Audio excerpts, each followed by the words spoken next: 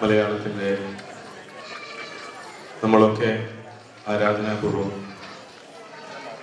എന്നും നോക്കിക്കണ്ടിട്ടുള്ള മലയാളത്തിൻ്റെ പ്രിയ കവി ശ്രീ ഏഴാച്ചേരി രാമേന്ദ്രൻ നൽകുന്ന ഓണ സന്ദേശമാണ്. അദ്ദേഹം ഒരു കവി എന്നതിലുപരിയായി സിനിമാ പാട്ടുകാരൻ അല്ലെങ്കിൽ ഗാനരചയിതാവ്, ഒരു നല്ലൊരു പ്രഭാഷകൻ, റിയാലിറ്റി ഷോകളിലെ അധ്യക്ഷൻ തുടങ്ങിയ നിരവധി മേഖലകളിൽ നമ്മൾക്ക് സുപരിചിതനാണ്. മലയാളത്തിൻ്റെ പ്രിയ കവിയെ ഈ വേദിയിലേക്ക് നമ്മൾക്ക് വേണ്ടി ഓണ സന്ദേശം നൽകുവാൻ ഞാൻ ക്ഷണിക്കുന്നു. നിങ്ങൾക്കും സന്തോഷം അതായിരിക്കും. ചെറിയ പ്രസംഗം സന്തുഷ്ട പ്രസംഗം. ഒരു വനിത കൊണ്ടുവന്ന പൂവൊക്കെ തന്നു. ഞാൻ ആലോചിച്ചു, വൈക്കം മുഹമ്മദ് ബഷീറിൻ്റെ ഒരു നോവലിൽ ഒരു പെണ്ണ് ഒരു ചെറുക്കന് കൊണ്ടുപോയി പൂ കൊടുക്കും. കുറേ നാൾ കഴിയുമ്പോൾ അവൾ ചോദിക്കും, അല്ല ആ ചെറുക്കൻ ചോദിക്കും, ആ പൂവ് എന്ത് ചെയ്തു? അവൾ ഒന്നുമേ മിണ്ടിയില്ല. അപ്പോൾ അയാൾ പറഞ്ഞു, ഇല്ല, ഞാൻ വെറുതെ ചോദിച്ചതാണ്, പൂവ് എൻ്റെ ഹൃദയമായിരുന്നു. പൂവ് എന്ന് പറയുമ്പോൾ വേണമെങ്കിൽ ഇപ്പം സംസാരിക്കുമ്പോൾ ഒരു കത്തി തരാം. കത്തിക്ക് പകരം എന്തുകൊണ്ടാണ് പൂ തരുന്നത് എന്ന് ചോദിച്ചാൽ, പൂവ് ഈ ഭൂമിയുടെ നെടുവീർപ്പാണ്, നിറമുള്ള നെടുവീർപ്പാണ്. അതുകൊണ്ടാണ് ഈ ഓണത്തിന് നമ്മൾ പൂക്കളം തീർക്കുന്നു, മനോഹരമായ പൂക്കളം. ഞാനിവിടെ വന്ന് ഈ പൂക്കളെല്ലാം ശ്രദ്ധിച്ചപ്പോൾ ഏതെങ്കിലും കൃത്രിമമായ വസ്തുക്കൾ ഈ പൂക്കളം നിർമ്മിക്കുന്നതിന് വേണ്ടിയിട്ട് ഉപയോഗിച്ചിട്ടുണ്ടാകുമോ എന്ന് ന്യായമായി സംശയിച്ചു. തിരുവനന്തപുരത്താണ് താമസം. അപ്പോൾ തിരുവനന്തപുരത്ത് സാധാരണ എല്ലാ വർഷവും ഓണത്തിന് പൂക്കളമൊക്കെ ഇടുമ്പോൾ അറക്കപ്പൊടിയും കല്ലുപ്പ് നല്ലതുപോലെ നിറം ചേർത്തും എല്ലാം ധാരാളമായിട്ട് വിധാനിക്കുന്ന പൂക്കളങ്ങൾ കൊണ്ട് ഒരുപാട് മത്സരങ്ങൾ നടത്താറുണ്ട്. നിറമുള്ള പൂവുകൾ ഇല്ലാതെ പോകുന്നു എന്നുള്ളത് പുതിയ കാലത്തിൻ്റെ ഒരു പ്രത്യേകതയാണ്. മണമുള്ള പൂവുകളും ഒട്ടുമേ ഇല്ലാതെ പോകുന്ന ഒരു പുതിയ കാലമാണ്. ധാരാളമായ നിറമുള്ള പൂവുകൾക്ക് ഒട്ടുമേ മണമില്ല എന്നുള്ളത് പുതിയ കാലത്തിൻ്റെ ഏറ്റവും വേദനാകരമായ ഒരു പരിതസ്ഥിതിയാണ്. നിറമുള്ള പൂവുകൾക്ക് മണമില്ലാതെയാവുന്നത് പോലെ തന്നെ മണമുള്ള മനസ്സുകളും ഇല്ലാതെ പോകുന്നു എന്നതാണ് പ്രധാനപ്പെട്ട കാര്യം. മണമുള്ള മനസ്സ് എന്ന് പറയുമ്പോൾ സ്നേഹിക്കാൻ കഴിയുന്ന ഒരു ഹൃദയം. ഇയാളിപ്പോയി ഒരു ദിവസം ഇവിടെ ഈ വർത്തമാനം പറഞ്ഞതുകൊണ്ട് എല്ലാവരെയും സ്നേഹിക്കാൻ മനസ്സുള്ള ഒരാളാക്കി തീർക്കാമെന്നുള്ള മിഥ്യാധാരണയൊന്നും എനിക്കായില്ല. ഇപ്പോൾ അവിടെ എന്നോടൊപ്പം സംസാരിക്കാൻ വേണ്ടിയിട്ട് ബഹുമാനപ്പെട്ട ലളിതാംബിക ജെ വന്നിട്ടുണ്ട്. IAS, retired IAS. പാലാ കോളേജിൽ ഒരു വിദ്യാർത്ഥിയായി പഠിക്കുമ്പോൾ ഒരു ദിവസം വളരെ പെട്ടെന്ന് മലയാളത്തിൻ്റെ ഒരു സാറ് RS വർമ്മജി ക്ലാസ്സിലേക്ക് വന്നൊരു വിശേഷം പറഞ്ഞു.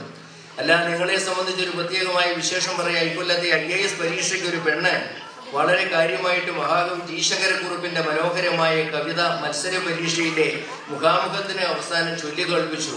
ആ പെണ്ണിന്റെ പേര് ലളിതാംബിക. പത്രത്തിലൊക്കെ പടമൊക്കെ വന്നു ആ കാലഘട്ടത്തിൽ.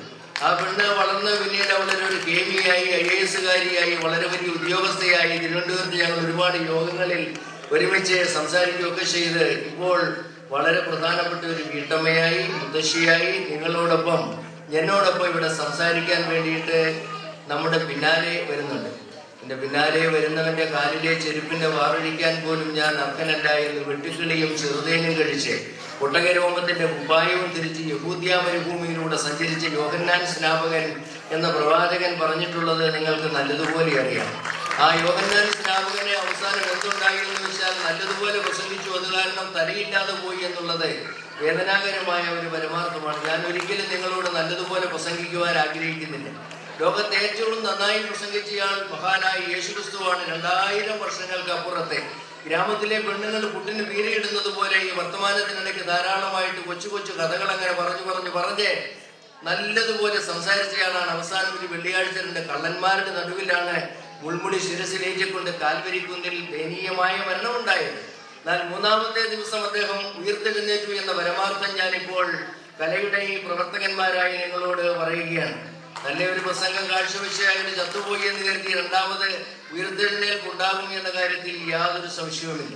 ഉയർത്തെഴുന്നേറ്റ് കഴിഞ്ഞപ്പോൾ ആദ്യമായി ദർശനം നൽകിയത് കഫർനഹൂം എന്ന് പറയുന്ന ഒരു കടലോര നഗരഗ്രാമത്തിന് ഇപ്പുറത്ത് ഭക്തരണിയിൽ താമസിച്ചിരുന്ന സുന്ദരിയായ ഒരു പെണ്ണിനാണ് ആദ്യമായിട്ട് ക്രിസ്തുദേവൻ ദർശനം നൽകിയത് എന്ന് ബൈബിൾ എന്നെയും നിങ്ങളെയും പഠിപ്പിക്കുന്നു. അല്ല, ഇയാളിപ്പോൾ ഒരു മതപ്രസംഗം നടത്താൻ വേണ്ടി പോവുകയാണോ? അല്ല, ഓണത്തിന്റെ ഒരു സന്ദേശം നൽകണം. അതിനു വേണ്ടിയിട്ടാണ് ഇയാൾ വിളിച്ചിരിക്കുന്നത്.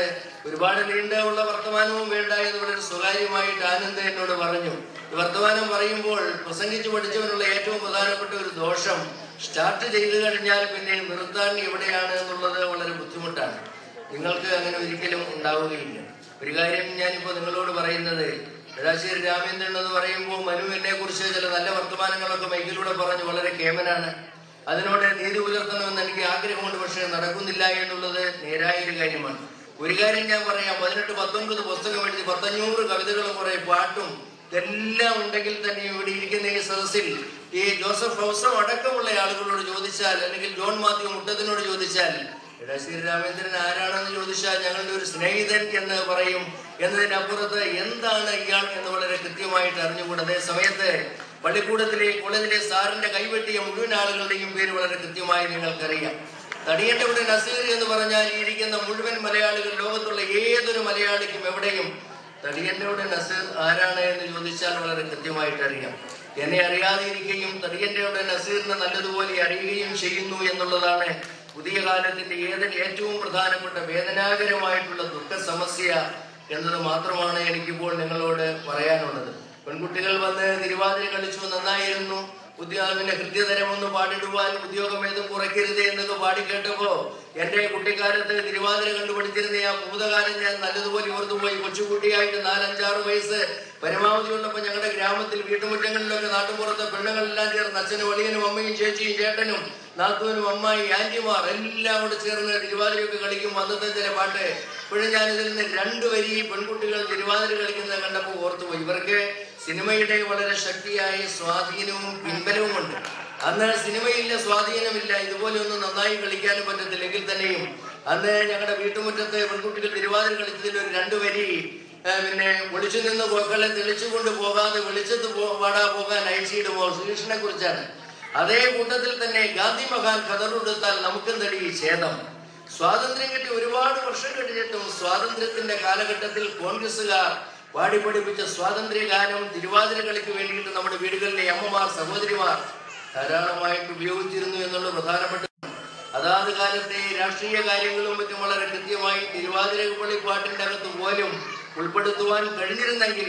മാവേലിയായിട്ട് ഒരാൾ വന്നു, എനിക്ക് വളരെ ഇഷ്ടപ്പെട്ടു പോയി, നല്ല കുടവേറും കൊമ്പൻ വിഷയം. പക്ഷെ ആരാണിത് തീരുമാനിച്ചതെന്ന് എങ്ങനെയാ പറയാൻ കഴിയുക? കാരണം മഹാബലിയെ കണ്ടിട്ടുള്ളവരാരും ഈ കൂട്ടത്തിൽ ഒരു ഒറ്റയാൾ പോലും ഉണ്ടായിട്ടില്ല, ഞാൻ ഉൾപ്പെടെ. എറണാകുളത്ത് പോയപ്പോഴെല്ലാം കൗതുകത്തോടു കൂടി ഞാൻ പോയിട്ടുള്ള ഒരു സ്ഥലം പാതാളത്തേക്ക് വളരെ കൃത്യമായി തൃക്കാക്കര അപ്പുറത്തുള്ള സ്ഥലമാണ്. ബസ്സിന്റെ പ്രൈവറ്റ് ബസ്സിൽ കയറിയാൽ പാതാളത്ത് പോകും. അവിടെ ചെല്ലുമ്പോൾ ഞാൻ വളരെ ശ്രദ്ധിച്ചിട്ടുള്ളത് ഏതൊരു പുതുപ്പകർച്ചയിലും വളരെ മനോഹരമായ ധാരാളം പൂക്കൾ വിരിഞ്ഞു നിൽക്കുന്ന ഒരു സ്ഥലമാണ് പാതാളവും തൃക്കാക്കരയും കാക്കനാടും പരിസര പ്രദേശങ്ങളും. പാതാളം എന്നൊരു സ്ഥലം ഇപ്പോൾ ഉണ്ടെങ്കിൽ മഹാബലി എന്നൊരാൾ കേരളത്തിൽ കൊണ്ട് ജീവിച്ചിരുന്നു എന്നതും വളരെ കൃത്യമായ തെളിവാണ്. കള്ളപ്പറയും ചെറുനാഴിയും കള്ളത്തരങ്ങൾ മറ്റൊന്നുമില്ല, കള്ളവുമില്ല, ചതിയുമില്ല, എള്ളോളമില്ല പൊളിവചനം. അങ്ങനെ ഒരു കാലം വരാൻ സാധിക്കുമോ എന്നത് ഇപ്പോൾ ആരാണ് ഉറപ്പ് കൊടുക്കുക? നമുക്ക് കൃത്യമായിട്ട് പറയാൻ കഴിയുകയില്ലെങ്കിൽ തന്നെയും നേരത്തെ ആനന്ദടക്കമുള്ള ആളുകൾ പറഞ്ഞതുപോലെ ജാതി മത വർണ്ണവർഗ വ്യതിയാനങ്ങൾക്കെതിരെ വിഘടന വിധ്വംസക ചിന്തകൾക്ക് രാഷ്ട്രീയത്തിനുമെല്ലാം അതീതമായിട്ട് എല്ലാ മനുഷ്യരും നായരും പാണനും പറയനും ജൈനനും നമ്പൂതിരിയും എല്ലാവരും ഒരുമിച്ച് ചേരുന്ന ഒരു ജീവിതാവസ്ഥ മലയാളത്തിന്റെ മണ്ണിൽ ഉണ്ടായി കാണുവാൻ വേണ്ടിയിട്ട് ഇവിടെ പൂക്കളമിടുകയും തിരുവാതിര കളിക്കുകയും നൃത്തം നടത്തുകയും എല്ലാം ചെയ്ത് ഈ നല്ലവരായ നിങ്ങളെ 7 കടലിന് ഇക്കരെ വന്ന് ഇങ്ങനെ ഒരുമിച്ച് കാണാൻ സംഗതിയായതിൽ ഏറെ സന്തോഷം. എന്റെ കണ്ണിലെ വെണ്ണില ഒരു കൊച്ചു പെൺകുട്ടി ഇപ്പൊ അവിടെ എന്തൊക്കെയോ കഴിച്ചുകൊണ്ടിരിക്കുകയാണ്. ആ കുട്ടി ഇങ്ങനെ ഒരു അക്ഷരത്തെറ്റ് പോലും ഇല്ലാതെ ഈ പാട്ടങ്ങനെ പാടുന്ന കേട്ടപ്പോൾ ഞാൻ അത്ഭുതപ്പെട്ടു. അല്ല, ഈ കുട്ടികൾക്ക് എവിടുന്നാണ് ഇത്രയും ബുദ്ധി കിട്ടുന്നത്? ഒരു കൊച്ച് വന്നിട്ട് ചിന്നയാശയി 2 വരിയാണെങ്കിൽ തന്നെയും നമ്മുടെ കുട്ടികൾ വളരെ ശക്തിയായി വളരെ കാര്യമായി ബുദ്ധിയും വിവേകവുമുള്ള ഒരു പുതിയ തലമുറയാണ്. അവരെ ജാതിയും മതവും എല്ലാം പറഞ്ഞ് വർഗീയത പറഞ്ഞ് വിഷം കുത്തിവെച്ച് വളർത്തിയെടുക്കാതെ നല്ല കുട്ടികളാക്കി വളർത്തിയെടുത്ത് ഈ നാടിന്റെ ഏറ്റവും വലിയ അനുഭവ സമ്പത്താക്കി മാറ്റുവാൻ അവരെ നമുക്ക് കഴിയണം. അതിനു വേണ്ടിയിട്ട് ഓണം എന്ന് പറയുന്ന ഈ ദേശീയ ഉത്സവം പാണലും കൂവയും തകരയും പച്ചമഞ്ഞളും കറുകയും കുമ്പയും നല്ല മുളകും കാഞ്ഞിരവും കറിവേപ്പും തൊട്ടാവാടിയും എല്ലാം അറിയുന്ന ഒരു മലയാള ജീവിതത്തിൻ്റെതായ നല്ല പ്രകൃതിയിലേക്ക് തിരികെ പോകുവാൻ നമുക്ക് കഴിയണം. അതിനു വേണ്ടിയിട്ടാണ് ബഹുമാനപ്പെട്ട ലളിതാംബിക, ഞാൻ കൂടുതൽ സംസാരിച്ചാൽ ലളിതാംബികയുടെ സമയം കുറയും, അതുകൊണ്ട് അഭിവന്ധിയായ ആ സഹോദരിക്കൂടെ വേണ്ടിയിട്ട് എന്റെ പിന്നാലെ വരുന്നവന്റെ കാലിലെ ചെരുപ്പിന്റെ വാറഴിക്കാൻ പോലും എന്ന് പറഞ്ഞയാളുടെ കഴുത്ത് കണിച്ചതിനെ കുറിച്ച് ഞാൻ പറഞ്ഞുവല്ലോ. ഒരു പെണ്ണാണ് ജയിച്ചത്, പക്ഷേ നിനക്ക് എന്ത് വേണം? വളരെ മനോഹരമായ ഡാൻസ് തത്ത ജോസഫ് പറഞ്ഞു, അല്ല രാജാവ് ജോസഫ് പറഞ്ഞു, എനിക്ക് ആ തടവറയിൽ കിടക്കുന്നവന്റെ കഴുത്താണ് വേണ്ടത്. കഴുത്ത് കണ്ടിച്ചെടുത്തപ്പോൾ ഞാൻ തിരുവനന്തപുരത്ത് സൈകിട്ടപ്പോൾ ഒരു ടീച്ചറോട് ചോദിച്ചല്ല ടീച്ചറെ, ടീച്ചറുടെ പേരും സലോമി എന്നാണല്ലോ, ഇത് എങ്ങനെയാണ്, ഒരു ചെറിയ സ്പെല്ലിംഗ് മിസ്റ്റേക്ക് ഉണ്ടല്ലോ. അപ്പോഴാണ് അവർ പറഞ്ഞു, സലോമി എന്ന പേരിൽ ബൈബിളിനകത്ത് ധാരാളം പേരുണ്ട്, വേറെയും പെണ്ണുണ്ട്. മറിയം എന്ന പേരിൽ 9 സ്ത്രീകളെ ബൈബിൾ പരിശോധിക്കുമ്പോൾ കാണാം. അതുകൊണ്ട് ഇപ്പോൾ ഇവിടെ വിളിച്ചതിനെ കലിയുടെ പ്രവർത്തകന്മാരോട് നന്ദി, എല്ലാവരോടും ഹൃദയപൂർവമായ നന്ദി. സ്നേഹത്തിന്റെ രഥപതാക ഫറവോന്റെ രഥത്തിന് മുകളിൽ കെട്ടിയ ആ പതാക പോലെ തന്നെ സ്നേഹത്തിന്റെ പതാക നിങ്ങളുടെ ഹൃദയത്തിന് മുകളിൽ കെട്ടുവാൻ ഇതുപോലെ ഒരു സംരംഭത്തിലൂടെ വളരെ കൂട്ടായി പ്രതിജ്ഞയെടുക്കുവാനാണ് നമുക്ക് കഴിയേണ്ടത് എന്ന് വളരെ സ്നേഹത്തിൻ്റെതായിട്ടുള്ള ഈ കൃത്യമായിട്ടൊരു ജീവിത സന്ദേശം അത് ജീവിതത്തിൽ പകർത്തുവാൻ എനിക്കും നിങ്ങൾക്കും ഇടവരട്ടെ എന്ന് വളരെ വിനയപൂർവ്വം ഓർമ്മിപ്പിച്ചുകൊണ്ട് ഞാനിപ്പോൾ ഈ മലയാളികളായിട്ടുള്ള ഈ സഹോദരങ്ങളോട് ഒരേ രക്തവും ഒരേ വികാരവും ഒരേ ലഹരിയും വാർന്നുകൊണ്ട് ജീവിതത്തിൻ്റെതായ താളസ്പന്ദനങ്ങളെ സ്നേഹത്തിന്റെ ഹൃദയ തളിമ കൊണ്ട് കൂടുതൽ കൂടുതൽ ആർദ്ര മനോഹരമാക്കി തീർക്കുവാൻ വേണ്ടിയിട്ട് കടലുകൾക്കപ്പുറത്തും മറന്നുപോകാത്ത മനുഷ്യസഞ്ചയത്തോടെ ഒരിക്കൽ കൂടി ഞാൻ എൻ്റെ നന്ദിയും കടപ്പാടും എല്ലാം രേഖപ്പെടുത്തിക്കൊണ്ട് മനുഷ്യനെ സ്നേഹിക്കുമ്പോൾ മനസ്സിൽ ദൈവം ജനിക്കുന്നു, മനുഷ്യനെ വെറുക്കാൻ തുടങ്ങുമ്പോൾ മനസ്സിൽ ദൈവം മരിക്കുന്നു എന്ന് വയലാർ രാമവർമ്മ പറഞ്ഞതാകുന്നുവല്ലോ. അദ്ദേഹം മരിച്ചു 30 വർഷം തീരാറാകുമ്പോഴും